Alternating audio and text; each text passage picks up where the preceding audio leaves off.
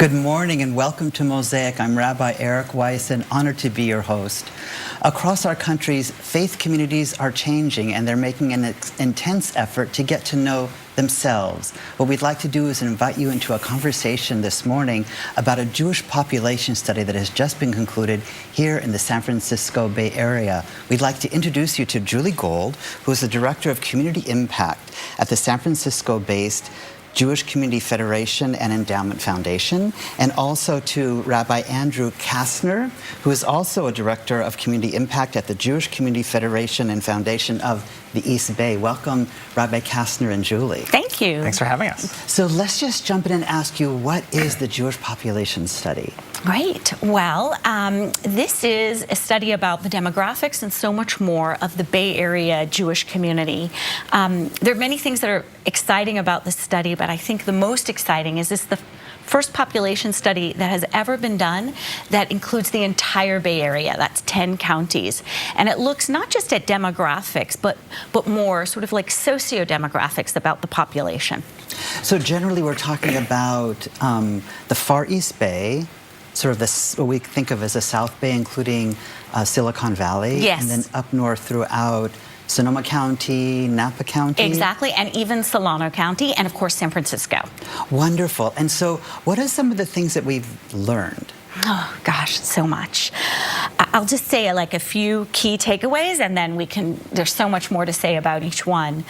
I think one of the most important takeaways from my perspective is that we have a highly engaged small core of Jewish people who are engaged in Jewish community life and community, and they are highly engaged and quite vibrant.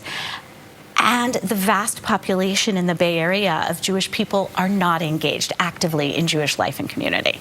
Interesting. So just rewinding a little bit, I think that whenever communities look at themselves, one of the core questions is that if somebody feels that they're a part of the community, they want to know who was included. So how was the study actually done? Oh, great. Well, the study was done in a very methodologically sound way. So we didn't work off of who's coming to events and who do all the community agencies and synagogues have on their list. We actually did a very controlled, random sample. We worked with a polling company called YouGov, which is like Gallup poll, that helped us construct a sound sample. So there were over 3,000 respondents to the survey, and then it's weighted very carefully through this statistical analysis so that you can deduce and derive generalized conclusions about such a large area and population. Fascinating. So, and the last time our San Francisco, well, the Bay Area Jewish community did a study on itself was when? So in 2004, the San Francisco Federation did a study that was just a subset of the entire Bay Area. And then in 2011, the East Bay Federation did a study that was just on the East Bay Area. So it's been quite a few years, and this is precedent setting because it's the entire area. So we've really taken a holistic approach to the entire Bay Area Jewish community. Yes. And so when we think about who Jews are, I know not everybody would necessarily know this, but some of the questions that we ask ourselves is, who is a Jew and what's Jewish status? And so what were some of the ways in which that was understood? Well, we use the broadest definition of who is Jewish. Basically, if you consider yourself Jewish or partially Jewish in any way by religion or anything, you're in. In other words, you're, as part of the screening, that's Jewish. So not a narrow definition of Jewish at all. In fact, the broadest definition possible. And we also consider part of the Bay Area Jewish population people who live with Jews, people who are partnered or married with Jews. So we have 350,000 Jewish people in the entire Bay Area, based on our study findings, and 473,000 total people in Jewish households. Fascinating. So we're going to take a quick break in just a moment, but before we go, how does the Bay Area rank in terms of its actual number of Jewish community in the country? We are the fourth largest. We're the fourth largest, so we are after... I knew you were going to ask me that. Okay, yeah. I think it goes New York, Los Angeles. Los Angeles, I think, and Southeast Florida, which was sort of a, like, what? Oh, sorry, Florida. Yeah, Los Angeles, and then the Bay Area. Wonderful. So pretty significant. We're going to take a quick break and come back to this conversation in just a moment. Great.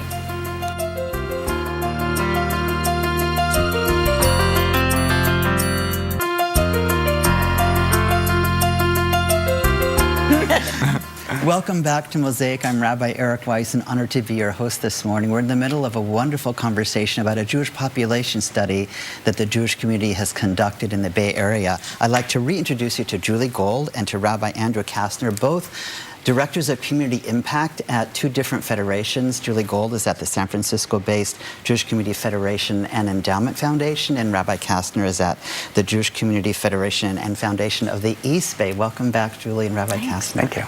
So we were talking about some of the basics around the Jewish population study, and I'm wondering, what are some of the things that we can say about this particular Jewish community at this point in time? There's a lot to say about the Jewish community. We use the portrait really to assess the state of our community, the fitness, the well-being, and to do some meaning making. What we can say about our community is that it's extraordinarily diverse. It is stable, and we're seeing a lot of movement within the Bay Area. We have a lot of young Jews who are looking to find ways to connect to community in diverse ways.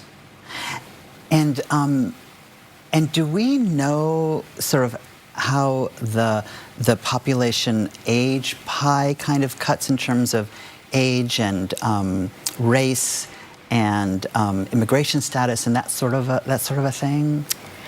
Yeah, we know a lot. In terms of the pie, the largest percentage of our population are young adults. And in fact, we have the largest young adult population of any Jewish community in the United States, even in North America. That's percentage of population, not numbers of people. And the second bubble of our population are boomers, baby boomers.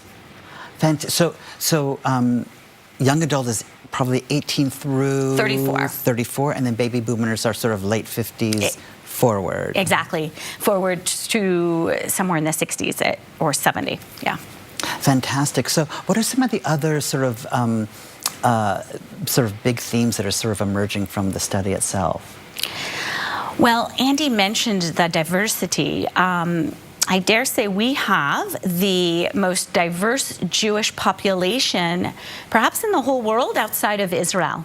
And you see that increasing beautiful diversity growing the younger you look at the population. So it's about a quarter of households have racial and ethnic diversity in them, and then as you get younger, 18 to 34, it's about 38%.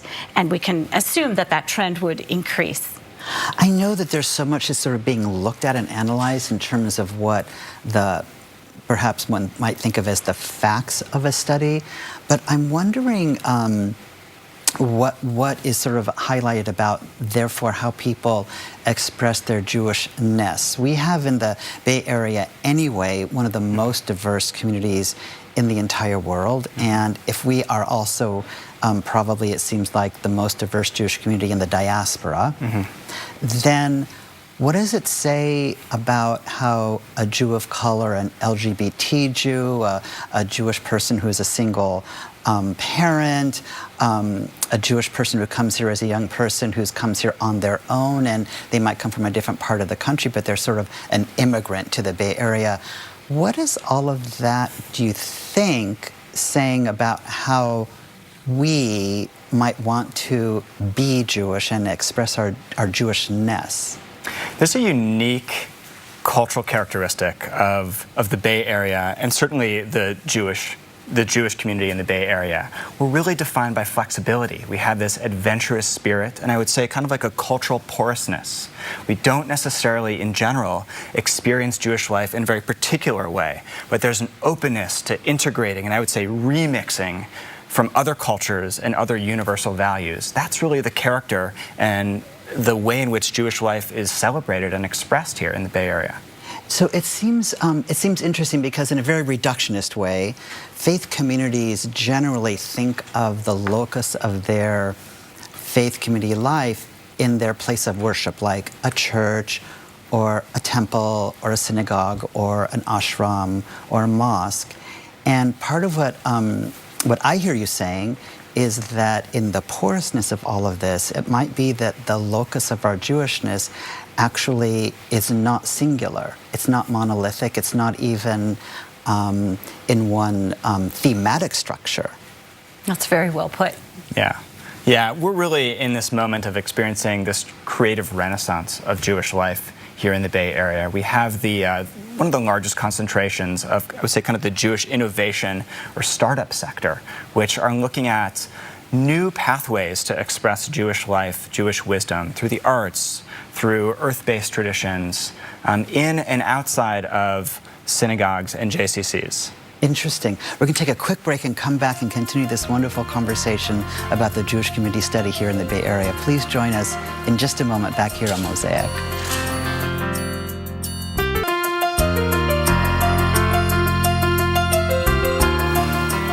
Good morning. Welcome back to Mosaic. I'm Rabbi Eric Weiss, and honored to be your host this morning in the middle of a wonderful conversation about the Jewish population study that was just done here in the Bay Area. Welcome back to Julie Golde and Rabbi Andrew Kastner, who are both directors of community impact at their respective federation. Julie at the Jewish Community Federation and Endowment Foundation in San Francisco, and in the East Bay, Rabbi Andrew Kastner. Welcome back.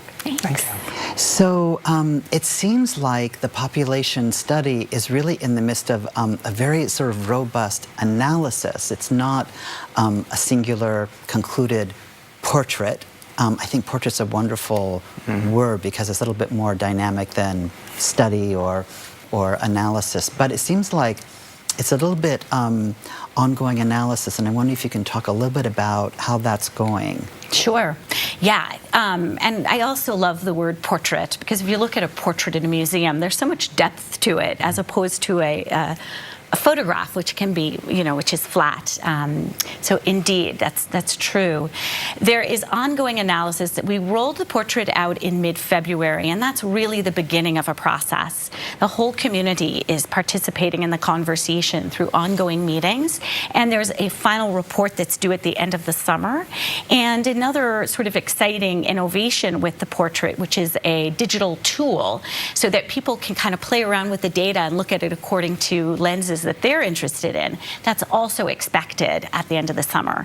And if you keep checking back on the website, you'll see additional reports, the scorecard link, and people are writing a lot, opinion pieces. And you can find that organized on the website as well under the community study banner. Fascinating. And so is there a place in the portal for somebody who's just out there in the community to give input about what they see? Absolutely. We want, when we do the digital portrait tool, a place for conversation where people can say, here's where I see myself, or here's where I don't see myself. Fascinating. So in that context so far, what are some of the challenges, what are some of the ways in which we see ourselves that are perhaps different than what we thought or the way we thought we saw each other? That's sort of, I think, part and parcel of when we find out what's new about us. Right.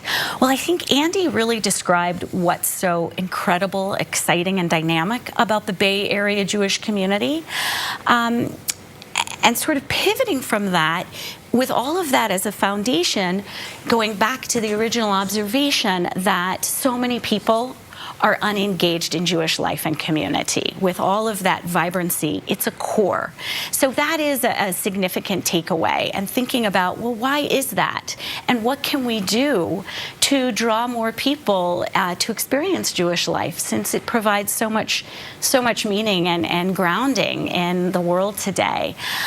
So that is really a lot of what we're looking at in some of these community conversations, and we'll continue to. How can this lead to new policy and direction for Jewish communal leadership, so that the community is more representative of the full population?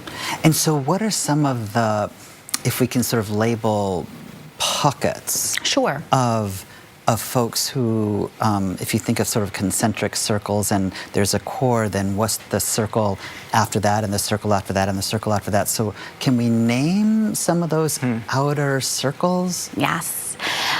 So we found economic stress and strain in the Bay Area population and even pockets of poverty.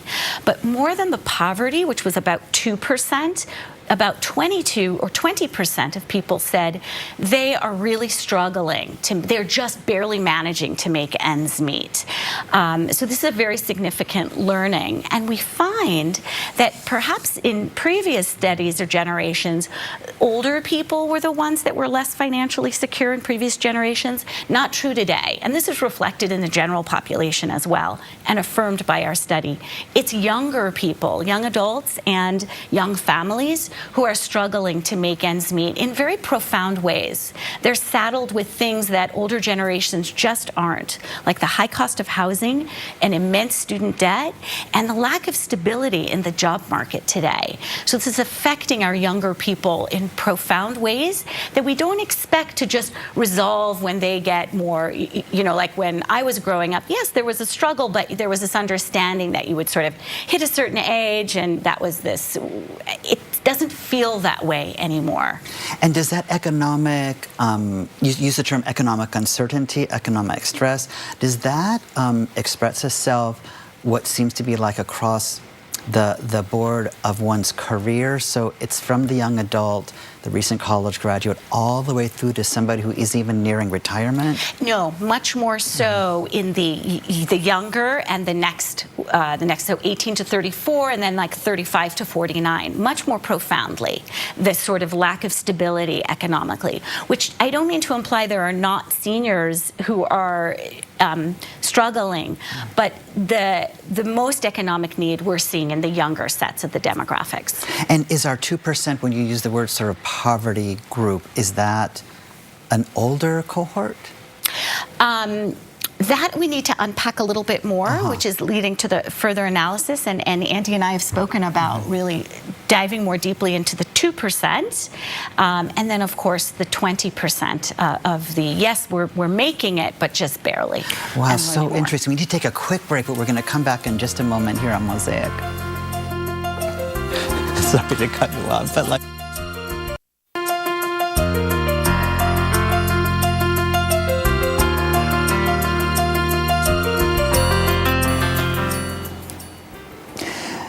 Good morning and welcome back to Mosaic. I'm Rabbi Eric Weiss and honored to be your host. We're in the middle of a wonderful conversation about the Jewish demographic portrait that was done here in the Bay Area. Welcome back, Rabbi Andrew Kastner and Julie Golde. Rabbi Kastner, we were talking about some of the economic stressors of the portrait study, and I wonder if you can talk a little bit more about what those stressors are at this point that we know of. Yeah, one of the things that I wanted to highlight is that you know, these pockets of poverty and economic stress, which really impact us psychologically, emotionally, presented itself as a headline and was really a surprise to a lot of people, because when we look out of the community, it's very easy to see affluence and economic boom. But one of the great gifts that the portrait offers us is really the ability to see what is hard to see. And the responsibility that we have as a community is really to look at kind of the safety net within our community and how it can be buttressed and more active. And the other piece is that we know that there is a stigma around poverty and economic strain. And part of our role as a community is to be conscious and to address this strain so that we can be more supportive of those who are in need. You know, it brings to my mind just the complexity of what that means, because when you think of the Jewish community at large as an immigrant community, and by and large, the Jewish community across the country considers itself to be a successful immigrant story. And part of that story has to do with economic success, like what Julie was saying earlier, that there's a kind of assumption that you go to college, you get a career, and you're kind of fine, and education elevates you, and that there's a lot of things that line up after that. And I think part of what we're seeing with economic stress is that you might do those things, and yet it may not be the same level of success, and expectations are changing, and also that a lot of us in the community are in the trades or become disabled in some way or don't earn an income based on a professional career. And I'm wondering what those things are going to show us about ourselves in terms of what then gives us what you said earlier about the porousness of our interaction with one another. Yeah, it's too soon to tell because we're early in the meaning making. But what strikes me is that, we've seen the work of federations and philanthropy within the Jewish community change. But what this data point highlights for us is that it really kind of harkens back to the origin of federations here in the Bay Area and in the country, which is to be accessible and supportive of those who are vulnerable in our community and to really be a force for good in reaching out and to helping them stabilize. And so the shape that will take is really part of our work moving forward.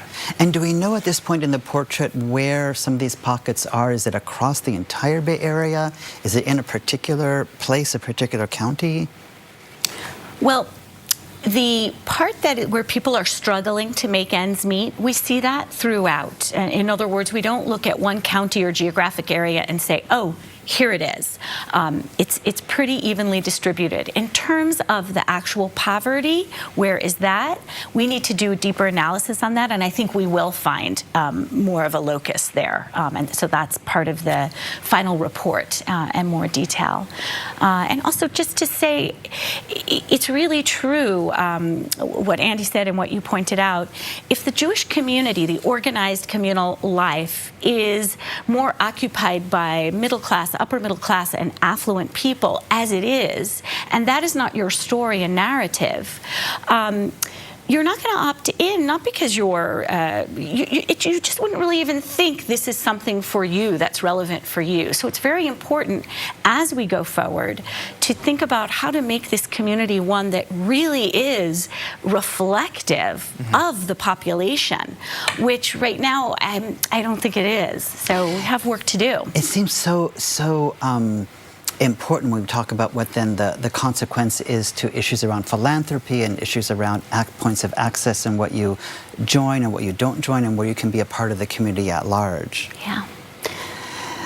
Rabbi Kastner and Julie, this is such a wonderful conversation. We're going to just put a comma in the conversation and encourage you to go to the website and continue to participate.